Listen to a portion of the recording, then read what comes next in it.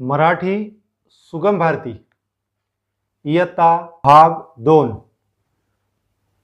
भाग 2 मधील पाठ क्रमांक 7 पाठाचं नाव आहे ताईस पत्र।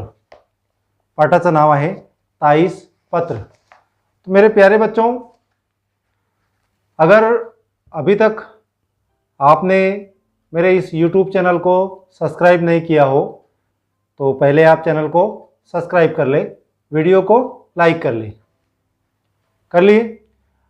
अभी तक अगर आपने किताब नहीं निकाली हो तो सबसे पहले आप किताब निकाल ले।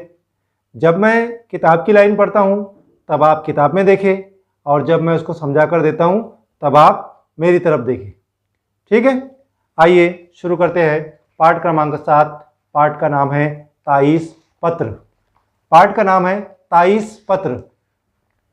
ताई कहते हैं बड़ी बहन को। मराठी में बड़ी बहन को ताई कहा जाता है। ताई को पत्र। ताई को पत्र कौन लिख रहा है? उसका छोटा भाई जिसका नाम है मयूर। तो मेरे प्यारे बच्चों, मयूर हा मुलगा पुण्याला गेला होता। मयूर हा मुलगा पुण्याला गेला होता। त्याने सहलीची माहिती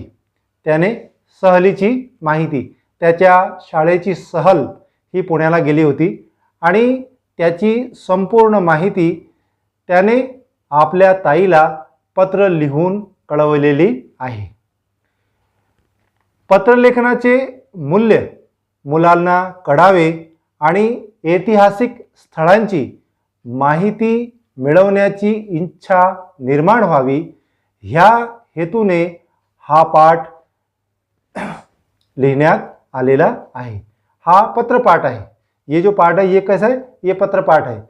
बच्चों के अंदर जो ऐतिहासिक स्थलें होती है, जो तवारीखी मुकामात होते हैं, वो तवारीखी मुकामात देखने का शौक उनके अंदर पैदा होना चाहिए। इस मकसद से इस पाठ को लिखा गया है। आइए देखते हैं इस पाठ में हमको क्या बताया गया है। दिनांक 15/12/2020। प्रिय ताई, सप्रेम नमस्कार। देखिए मेरे प्यारे बच्चों, पत्र कैसा लिखा जाता है। देखिए सबसे पहले पत्र के अंदर दिनांक लिखी गई है, उसके बाद संबोधन दिया गया है। प्रिय ताई, सप्रेम नमस्कार। सप्रेम का अर्थ होता है सप्रेम, मतलब प्रेम के साथ। सप्रेम नमस्कार। तुझं पत्र मिळालं। तुझं पत्र मिळालं। मिळालं ल पे देखिए अनुस्वार है। मिळालं। तुझं पत्र मिळालं पण मला पत्र पाठवायला उशीर झाला। तुझं पत्र मला मिळालं परंतु तुला त्या पत्राचं उत्तर देण्यास मला उशीर झाला। तूने जो मुझे पत्र भेजा था उस पत्र का जवाब देने में मुझे थोड़ी सी देर हो गई है, थोड़ा सा टाइम लग गया।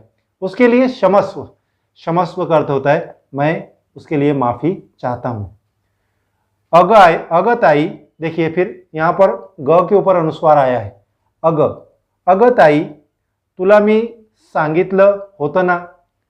अग आई, तुला मी सांगितलं होतं ना। देखो सांगितलं पर भी अनुस्वार आया, होतं के त पर भी अनुस्वार आया हुआ है। मेरे प्यारे बच्चों, जब भी मराठी के अंदर किसी शब्द के आखिरी वर्ण पर अगर अनुस्वार आता है तो उस शब्द के आखिरी वाले वर्ण को थोड़ा सा लमाना पड़ता है। देखिए जैसे हमने देखिए मिळालं, पहले देखिए मिळालं, उसके बाद देखो अग। अगर ये अग पर से ग के ऊपर से अनुस्वार अगर निकाल लिया जाए तो देखिए क्या हो गया? अग। क्या हो गया? अग। अगर हमको इसको अग पढ़ना है तो ग के ऊपर अनुस्वार का होना बहुत ज़रूरी है। उसी तरीके से देखिए होत के त पर भी अनुस्वार है, होत। अगर ये हमने इसको पढ़े होत, क्या पढ़े? अरे बोलो ना, क्या पढ़े? होत। अगर ये त पर का अनुस्वार निकाल लिया जाए तो इसको क्या पढ़ेंगे? होत। त के ऊपर अनुस्वार अगर नहीं है तो उसको हम होत पढ़ेंगे, होता नहीं पढ़ेंगे। इसलिए जब भी किसी शब्द पर मराठी के अंदर मराठी के किसी शब्द पर आखिरी वर्ण पर अगर अनुस्वार आ जाए तो उसको थोड़ा सा लमाना पड़ता है। बात समझ में आ गई कि आपकी? देखिए, मिळालं, अगं, सांगितलं, होतं, ये शब्द हमने ऐसे पढ़े। उम्मीद करता हूँ कि आप मेरी बताई हुई बात पर ध्यान रखेंगे। आइए देखते हैं। काय म्हटलं तो? काय म्हणाला तो? अगं ताई, तुला मी सांगितलं होतं ना, मैंने तुझे बताया था ना, सांगितलं होतं ना, मैंने तुझसे कहा था ना, आमची सहल जाणार आहे म्हणून। क्या कहा था? मयूर ने क्या कहा था अपनी ताई को? मेरी सहल जाने वाली है, मेरे स्कूल की ट्रिप जाने वाली है। सहल कहते हैं ट्रिप को। मेरी स्कूल की ट्रिप जाने वाली है करके। मागच्या आठवड्यात मी सहलीला जाऊन आलो। मागच्या आठवड्यात, आठवडा हफ्ते को, पिछले हफ्ते में मैं ट्रिप पर जाकर आ गया, सहल पर जाकर आ गया। कुठे माहित आहे? कहाँ गया था मालूम है? पुण्याला। कहाँ गया था? पूना को। खूब धमाल आली सहलीत। स्कूल की जब ट्रिप जाती है ना, कितना मज़ा आता है। स्कूल की ट्रिप जाती है तो आप गए कभी स्कूल की ट्रिप में? अरे बोलो ना, गए क्या? तो स्कूल की ट्रिप में बहुत बच्चों को बहुत मज़ा आता है। खूब धमाल आली सहलीत, खूब मजा आई सहल में।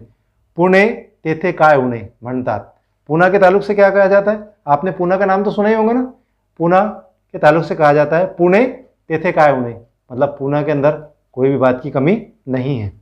ते खोटं नहीं। देखिए, फिर यहाँ पर ट के ऊपर अनुस्वार आया। क्या पढ़ा मैंने इसको? खोटं। क्या पढ़ा? खोटं। अगर ये ट के ऊपर का अनुस्वार निकाल लिया जाए तो क्या होगा? ये बन जाएगा खोट। क्या पढ़ेंगे इसको फिर? खोट। लेकिन अगर खोटा पढ़ना है तो उसके लिए क्या करना पड़ेगा हमको? ट के ऊपर अनुस्वार देना पड़ेगा। ते खोटं नाही। पुण्यात एवढी प्रेक्षणीय स्थळं आहेत। पूना के अंदर बहुत सारी प्रेक्षणीय मतलब देखने लायक, प्रेक्षणीय स्थल, स्थल कहते हैं मुकामात को। पूना के अंदर इतने प्रेक्षणीय स्थल आहेत कि आम्हाला 2 दिवस पूरे पड़ले नहीं। इतनी देखने लायक मकामात हैं वहाँ पर कि 2 दिन हमको कम पड़ गए। थाम, तुला सविस्तर सांगतो। कहने लगा, अपनी बहन से कह रहा है वो पत्र के अंदर कि ठहर, मैं तुझे सविस्तर मतलब डिटेल में बताता हूँ। अगं, आम्ही सकाळी 10 वाजता पुण्यात पोचलो। अगं काय झालं? आम्ही सकाळी 10 वाजता पुण्यात पोचलो। कितने बजे पहुंचे हो पूना में? कितने बजे पहुंचे? अरे बोलो ना, कितने बजे? हाँ, आम्ही सकाळी 10 वाजता पुण्यात पोहोचलो। लगेचच नाश्ता करून आम्ही पुणे दर्शनसाठी निघालो। आणि पुण्यात पोहोचल्यानंतर आम्ही काय केलं? पुण्यात पोहोचल्यानंतर आम्ही नाश्ता केला आणि लगेच काय केलं? पुणे दर्शनासाठी निकालो। दर्शन करना मतलब देखना। पूना को देखने के लिए निकल गए। वहाँ पर की जो प्रेक्षणीय स्थलें थी वो देखने के लिए हम निकल गए।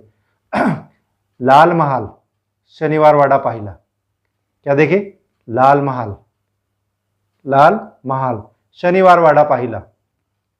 लाल महालातून फिरताना छत्रपती शिवाजी महाराजांच्या पराक्रमाच्या, शौर्याच्या कथा आमच्या बाईंनी सांगितल्या। आणि ज्यावेळेस आम्ही तो लाल महल पाहत होतो, जब हम वो लाल महल देख रहे थे, तब क्या हुआ? हमारी जो टीचर थी, जो हमारी जो बाई थी, उस बाई ने क्या किया? हमको छत्रपति शिवाजी महाराज की पराक्रम की, बहादुरी की बातें हमको बताई।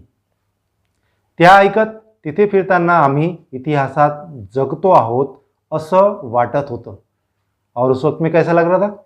वो बातें सुनते सुनते ऐसा लग रहा था कि हम भी इतिहास में ही जी रहे हैं। शनिवार वाडा पाहून डोळे तृप्त झाले। शनिवार वाडा देखकर हमारी आंखें तृप्त हो गई। केवड़ा भव्य है तो शनिवार वाडा, केवड़ा भव्य, भव्य यानी बहुत बड़ा। कितना बड़ा है वो शनिवार वाडा। त्यानंतर आम्ही केळकर वस्तु संग्रहालय, हम वहाँ से कहाँ गए? वस्तु संग्रहालय में गए। पर्वती देखी। सारसबाग देखने गए। महादजी शिंदे यांची छत्री या स्थळांना भेटी दिल्या। कहाँ गए हम लाल महल गए। लाल महल हमने देखे, शनिवार वाड़ा हमने देखे, उसके बाद में वस्तु संग्रहालय हमने देखे, पर्वती देखे, सारसबाग देखे और महादजी शिंदे इनकी छत्री बनी हुई है वो छत्री भी हमने देखी। पर्वतीवरून पुण्याचा खूप मोठा परिसर नजरेच्या एका टप्प्यात दिसतो। पर्वतीवरून, पर्वती पर से जब नीचे, पर्वत पे से जब नीचे पुणे को देखो तो क्या दिखता है? बहुत बड़ा परिसर हमारी नजरें, पूरी हमारी नज़र में एक ही टप्पे में दिख जाता है। ही ठिकाणं बघता बघता संध्याकाळ केव्हा झाली ते समजलंच नाही। आणि हे बघता बघता, हे पाहता पाहता, ये देखते देखते कब संध्याकाळ हो गई, कब शाम हो गई, ये हमको समझा ही नहीं, ये हमारे को समझ में आया ही नहीं। मतलब देखते देखते कब शाम हो गई इसका हमको पता ही नहीं चला। नंतर आम्ही मुक्कामाच्या ठिकाणी गेलो आणि संध्याकाळी आणि रात्री आमचा जिथे मुक्काम होता त्या मुक्कामाच्या ठिकाणी आम्ही गेलो। जहाँ पर रहने का उनका मुकाम था वहाँ पर हम चले गए। दुसऱ्या दिवशी सकाळी आम्ही सावित्रीबाई फुले पुणे विद्यापीठात गेलो। दूसरे दिन हम सावित्रीबाई फुले विद्यापीठ, पुणे विद्यापीठ को कहते हैं यूनिवर्सिटी, पूना यूनिवर्सिटी में चले गए। विद्यापीठाचा केवढा भव्य परिसर आहे। विद्यापीठ का जो परिसर है, यूनिवर्सिटी का जो परिसर है वो कितना बड़ा है। आमचे तर पाय दुखायला लागले चालून चालून, आमचे तर पाय दुखायला लागले चालून चालून। मयूर कह रहा है कि हमारे चलते चलते पैर दुखने लग गए। तिथली आयुका ही संस्था ही पाहिली और वहाँ की आयुका नाम की संस्था को भी हमने देखी। त्यानंतर आम्ही सिंहगडावर गेलो आणि त्यानंतर काय झालं, आम्ही कुठे गेलो, आम्ही सिंहगडावर गेलो। त्याची भव्यता, वो सिंहगड की भव्यता, मतलब बहुत बड़ा है सिंहगड। तिथली शांतता, निसर्ग सौंदर्य आणि या गडाशी जोडलेले तानाजी मालुसरे यांची शौर्यकथा, तानाजी मालुसरे यांची शौर्यकथा, उनकी बहादुरी के किस्से। तानाजी मालुसरे जो थे ये बहुत बहादुर थे। जब सिंहगढ़ की जब लड़ाई हुई और सिंहगढ़ जब जीत लिया गया तब तानाजी मालुसरे जो है ये उस जंग में शहीद हो गए थे, उस जंग में मारे गए थे। तो उस वक्त कहा गया था सिंह आला गढ़ आला पण सिंह गेला।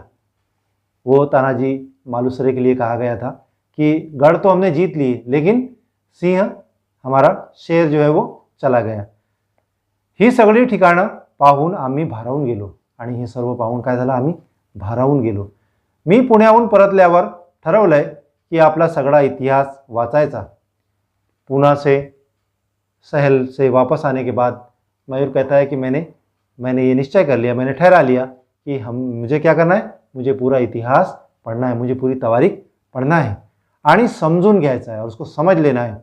हा माझा नवीन वर्षाचा संकल्प आहे। संकल्प करना मतलब दृढ़ निश्चय करना, ये मेरा नए साल का दृढ़ निश्चय है। हे सगळं पाहताना मला तुझी खूप आठवण आली और ये सब देखते वक्त ताई मुझे तेरी बहुत याद आई, आठवण आली। तीर्थरूप बाबा व आईला साष्टांग नमस्कार। पत्र के अंदर वो अपने पिताजी को और माताजी को भी नमस्कार कह रहे हैं। मी इथे मजेत आहे, मैं यहाँ पर कैसा हूँ, मैं यहाँ पर बड़ा ही मज़े में हूँ। माझा अभ्यासही व्यवस्थित चालला आहे और मेरी पढ़ाई भी बहुत अच्छी चल रही है। मी तुझ्या पत्राची वाट पाहतो है, मैं तेरे पत्र की वाट देख रहा हूँ, तेरे पत्र का इंतज़ार कर रहा हूँ। तुझा भाऊ मयूर, तेरा भाई मयूर। मेरे प्यारे बच्चों, मैं उम्मीद करता हूँ कि आपको 23 पत्र ये पाठ समझ में आया होगा। मिलते हैं अगले वीडियो में।